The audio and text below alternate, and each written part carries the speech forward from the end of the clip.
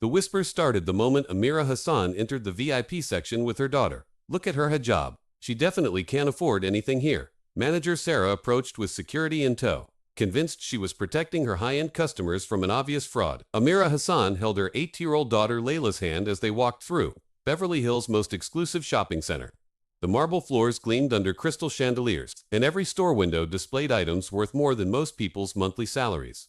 But Amira belonged here more than anyone realized. Mama, everyone is staring, Layla whispered in Arabic, her small fingers tightening around her mother's hand. Let them look, Habibati, Amira replied softly, adjusting her daughter's pink dress. We have every right to be here. Store manager, Sarah Mitchell, watched them from behind the customer service desk, her eyes narrowing with suspicion. 15 years of working in luxury retail had taught her to spot potential troublemakers, and this Palestinian woman, with her headscarf and modest clothing, was clearly out of place among their clientele. Sarah pulled out her radio, speaking quietly to security. We have a situation in the VIP section. 2 individuals who don't appear to be legitimate customers. Please respond. Amira browsed the children's designer section, examining a beautiful dress for Layla. The price tag read $450, but she didn't flinch. She'd bought her daughter more expensive items before, though always online to avoid situations like this. Excuse me, ma'am.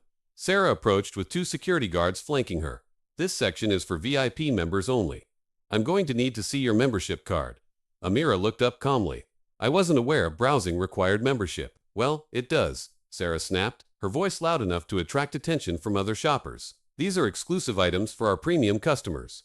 I think you'll find something more suitable in the main mall. A crowd was forming. Well-dressed women whispered behind their hands, pointing at Amira's hijab.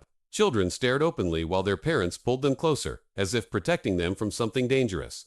Mama, I want to leave, Layla said in Arabic, tears forming in her eyes. Not yet, Habibti, Amira replied, her voice steady despite the humiliation burning in her chest. Security guard, Mike Rodriguez, shifted uncomfortably. In 10 years of mall security, he'd never been asked to remove a mother and child who were simply shopping. But orders were orders. Ma'am, he said reluctantly, I'm going to have to ask you to step outside so we can discuss this situation. What situation? Amira asked quietly. We're shopping for my daughter's birthday dress. Is that illegal? Sarah's face flushed red. The woman's calm demeanor was infuriating. Most people would have left, by now, embarrassed and defeated. Don't play dumb with me. You know exactly what this is about.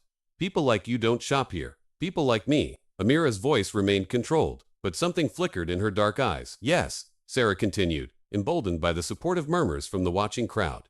This is a high-end establishment. We cater to a specific clientele who can actually afford our merchandise. An elderly woman with a diamond necklace spoke up. Finally, someone with backbone.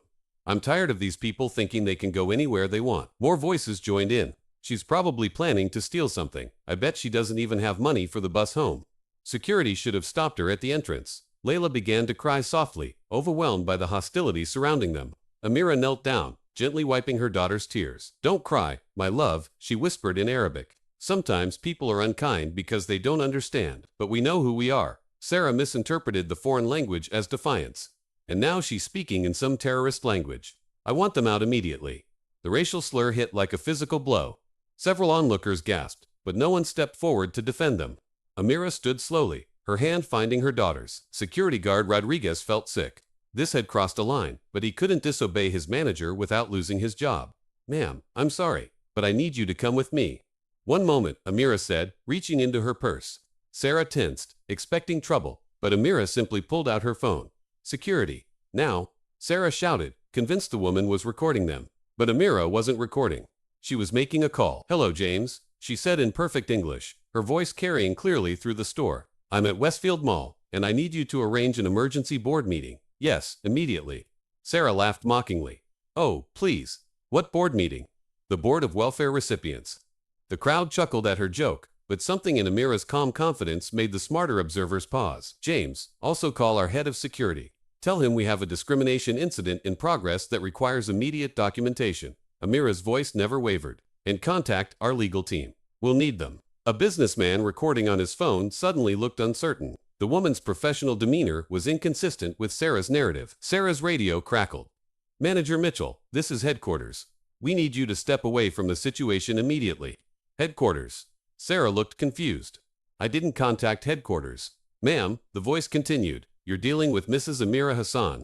Cease all actions and wait for further instructions. The name meant nothing to Sarah, but security guard Rodriguez went pale. He recognized that name from company communications. Mrs. Hassan, Rodriguez said quietly, I deeply apologize. I had no idea. No idea about what, Sarah interrupted, still clueless about the developing situation. Amira's phone rang. She answered on speaker. Mrs. Hassan, this is David Park from Legal. We've been monitoring the situation through mall security cameras. Are you and Layla safe? We're fine, David, though my daughter has been very upset by the treatment we've received. Sarah's confidence finally began to crack. Why was everyone calling this woman Mrs. Hassan? And why did Legal know her daughter's name? Mrs. Hassan, Park continued. The board is assembling for an emergency video conference. Should we proceed with termination protocols? Wait, Sarah interjected desperately. Who are you people? What board? Amira looked at her with eyes that held no anger, only disappointment. Ms. Mitchell, I'm Amira Hassan, owner of Westfield Properties. This mall, including the store you manage, belongs to me. The words hit the crowd like a thunderbolt. Phones appeared everywhere as people realized they were witnessing a historic moment of discrimination against the very person who owned the property. Sarah's legs nearly gave out. That's impossible. You're Palestinian. You can't own what? Ms. Mitchell? Amira's voice cut through the air like steel. An American business. Property in Beverly Hills. The right to shop in my own mall. Security guard Rodriguez backed away, frantically speaking into his radio. All units, stand down immediately. Repeat, all units, stand down. The crowd that had been so vocal in their support of Sarah now stood in stunned silence. Their phones captured everything as the magnitude of the situation became clear. Mama Layla whispered, Are we in trouble? No, Habibti Amira replied gently, but some other people are. Amira's phone buzzed with a video call. She accepted it, holding the screen so everyone could see. A boardroom full of executives appeared, their faces grim. Mrs. Hassan, a distinguished man, spoke from the screen. We're reviewing the security footage now. This incident is completely unacceptable. Sarah stared at the phone screen, recognizing several faces from corporate communications she'd ignored over the years. Board members. Amira addressed the phone. I want you to meet Ms. Sarah Mitchell, the manager who just called me a terrorist in front of my 8-year-old daughter. The silence was deafening. Board members' faces reflected shock and disgust. Ms. Mitchell, the chairman spoke directly to Sarah. Your employment is terminated immediately. Security will escort you from the property, but I didn't know. Sarah protested desperately. She looks like she doesn't look like an owner. And how exactly should an owner look? Ms. Mitchell, Amira asked quietly. The crowd began to disperse, ashamed of their earlier behavior. Parents hurried their children away, finally understanding the lesson being taught. Mrs. Hassan, security guard Rodriguez, approached respectfully. I want to personally apologize. I should have questioned the orders instead of following them blindly. Amira studied his face, seeing genuine remorse. Mr. Rodriguez, discrimination thrives when good people do nothing. I hope you'll remember that. As mall security arrived to escort Sarah out, she made one final desperate plea. Mrs. Hassan, please, I have a family, a mortgage. I made a mistake. Amira knelt down to Layla's level. Habibti, what do you think? Should we give Ms. Mitchell another chance? Layla, wise beyond her 8 years, looked at the woman who had made her cry. Mama, she called you bad names. She made me scared. Amira nodded, standing to face Sarah. Ms. Mitchell, you didn't just insult me. You traumatized my child in public, encouraged others to join your hatred, and created an environment where discrimination was celebrated. She paused, letting the words sink in. But more importantly, you revealed something about this company culture that needs to change. Your termination isn't punishment, it's prevention. The video call resumed as board members outlined immediate reforms. Mandatory sensitivity training for all employees. Zero tolerance policy for discrimination. Direct reporting line for bias incidents. Regular diversity audits of all locations. As Sarah was escorted away, she passed a group of teenagers who had recorded everything on their phones. One of them spoke up. This is going viral. Everyone's going to see how you treated that little girl, and go viral. It did. Within hours, the incident was trending globally. #maldiscrimination became a rallying cry against prejudice in retail spaces. The little dress Layla had been admiring was still on the rack. Amira picked it up, along with several other outfits. Are we buying these? Mama Layla asked. Yes, Habibti. And tomorrow, we're going to donate them to little girls whose families can't afford such expensive clothes. The cashier, who had watched the entire incident, processed the purchase with shaking hands. Mrs. Hassan, I want to apologize for not speaking up earlier. The important thing, Amira replied, is that you speak up next time. 6 months later, Westfield Mall became the first shopping center in California to implement the Hassan Protocol, a comprehensive anti-discrimination policy that other businesses across America began adopting. Sarah Mitchell never worked in retail again. Her actions, preserved forever online, became a cautionary tale taught in business schools about the cost of prejudice. But the real change was cultural. Amira's calm dignity in the face of hatred inspired millions. Her response proved that power used responsibly could create lasting change. Layla Hassan, now 9, still remembered that day. Not for the cruelty she witnessed, but for the strength her mother showed. She learned that standing up to injustice doesn't require anger, it requires courage. The pink dress hung in Layla's closet, unworn but treasured.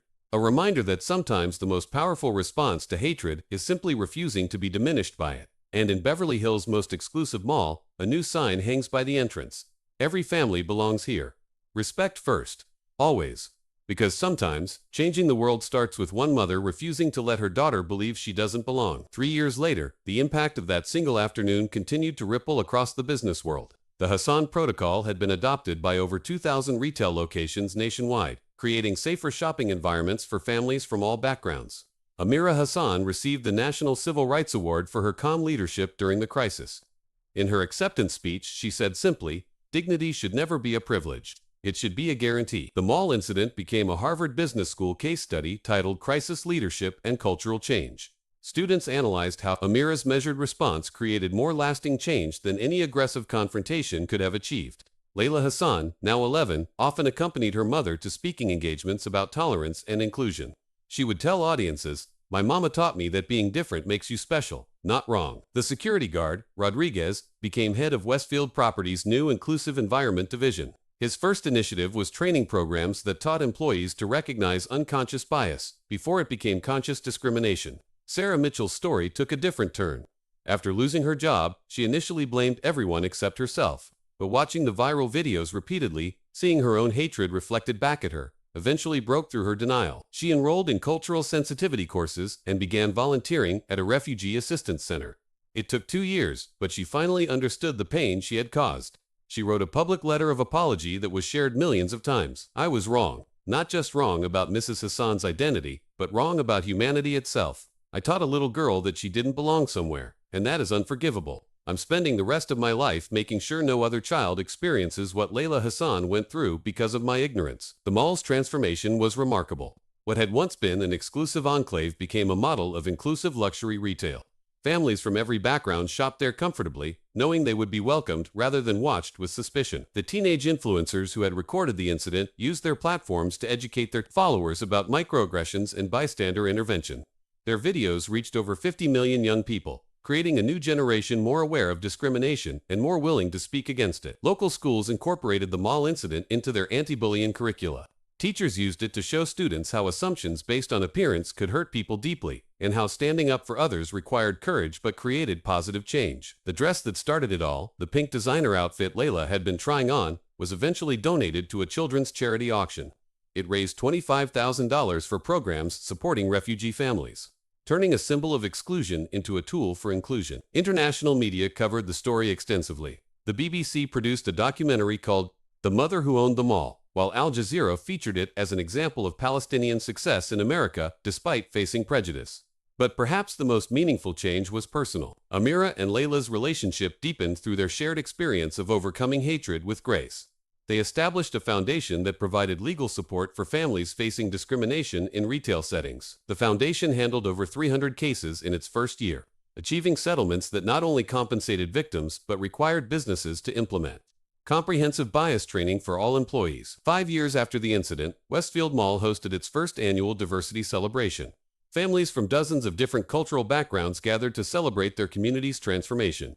Amira Hassan cut the ribbon on a new children's play area dedicated to acceptance and understanding. During her speech that day, with Layla now a confident 13-year-old standing beside her, Amira reflected on the journey. "That difficult afternoon taught us that change doesn't happen when we defeat our opponents. Real change happens when we help our opponents become better versions of themselves." The crowd, which included former employees who had witnessed the original incident and had since become advocates for inclusion, gave her a standing ovation. Rodriguez, now promoted to Vice President of Community Relations, introduced new metrics for measuring store success that included diversity satisfaction scores alongside traditional sales figures. Stores with the highest inclusion ratings consistently outperformed those that lagged behind. The viral video of the confrontation was eventually added to the Smithsonian's digital collection as part of an exhibit on everyday heroes, Americans who changed their communities. The description read, "Sometimes the most powerful activism happens not in the streets, but in the spaces where we shop, work, and live our daily lives." As Layla grew older, she often reflected on that day when she was 8 years old and scared in a mall surrounded by hostile strangers.